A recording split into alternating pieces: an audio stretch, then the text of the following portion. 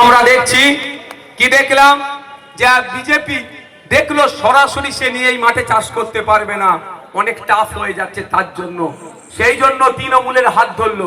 তৃণমূলের হাত ধরেনি, তখন মমতা ব্যানার্জির হাত ধরলো। মমতা ব্যানার্জিকে কংগ্রেস থেকে বার করে নিয়ে এসে তৃণমূল কংগ্রেস নামক দলটা তৈরি করে দিল বিজেপি। কি বলছি বুঝতে পেরেছেন? আমি অন্যায় কথা বলিনি, তার জন্য প্রায় আমার 20টা মামলা। যদি একটা অন্যায় কথা বলি তাহলে মমতা ব্যানার্জি আমাকে ছেড়ে দেবে? ছাড়বে না, আমার নামে প্রচুর মামলা দিয়ে দেবে। কিন্তু রেকর্ড হচ্ছে, এই সামনে বলছি, আপনারা শুনে রাখুন।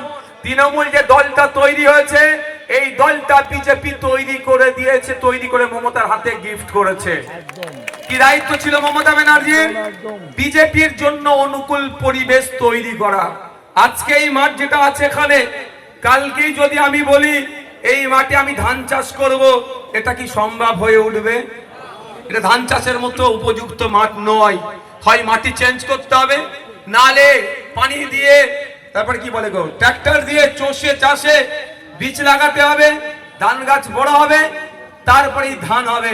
সময় সাপেক্ষ নয় তো। 1998 সালের আগে বিজেপি দেখলো এই মাঠে চাষ করতে পারবো না, এই মাঠে চাষ করতে গেলে ঠিক লোককে লাগাতে হবে। সেই ভদ্র মহিলাটার নাম হচ্ছে মমতা ব্যানার্জি। আজকে পশ্চিম বাংলায় বিজেপির যা বারবারান্ত, বিজেপির যা লাফালাফি হম্বিতম্বি, সবটার জন্যই পশ্চিম বাংলায় যদি সব থেকে বেশি কেউ দায়ী থাকে তার নাম মমতা ব্যানার্জি।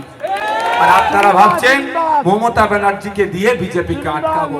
আরে বিজেপির গর্ভে মমতা ব্যানার্জির জন্ম হয়েছে, মানে তার দলের জন্ম হয়েছে, সে কি করে আটকাবে?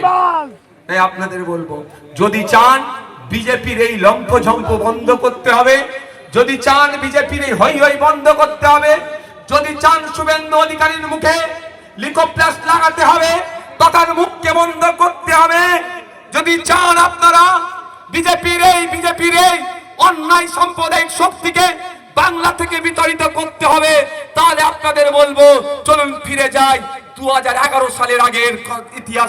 বাংলাতে বিজেপিও ছিল না, 11-এর পরে তৃণমূল আসলো, বাংলায় বিজেপি আসলো। তাহলে আসি আমরা 2026-এ তৃণমূলকে উল্টাই, বাম সহ আইএসএফ ধর্মনিরপেক্ষ শক্তিকে নিয়ে আসি, বিজেপিও ফিনিশ হবে। আর একটা উদাহরণ দিয়ে আমি যাচ্ছি, এই মাঠে ঘাস হবে, আর যেখানে ঘাস হবে সেখানে গরু ছাগলের উৎপাত বাড়বে। এবার গরু ছাগল সবজি নষ্ট করবে, তাই না? তো সবজি নষ্ট না হয়, উৎপাত না হয়, ব্যারিকেড দিচ্ছেন আপনি। আর ব্যারিকেডেই যদি আপনার দুর্বল হয়ে বসে পড়ে, ব্যারিকেডই যদি ছাগলের সাথে কম্প্রোমাইজ করে নেয়, এই ব্যারিকেডই যদি ছাগলকে গরুকে ঢোকার সুযোগ দেয়, আপনি তাহলে কি করবেন?